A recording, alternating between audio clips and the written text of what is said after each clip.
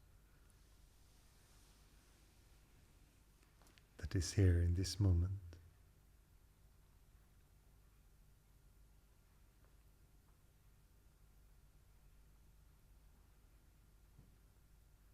Being revealed when you least expect it.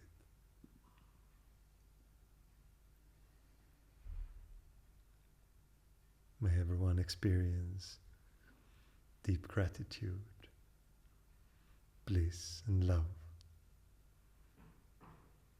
that comes from knowing this moment as it is.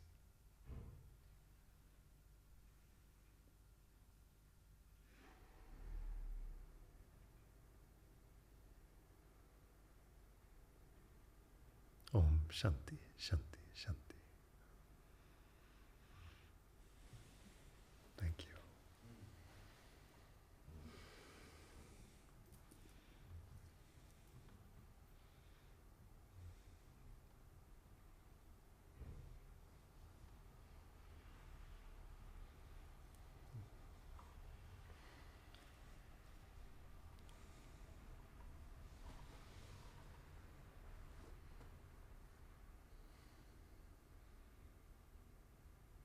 Okay.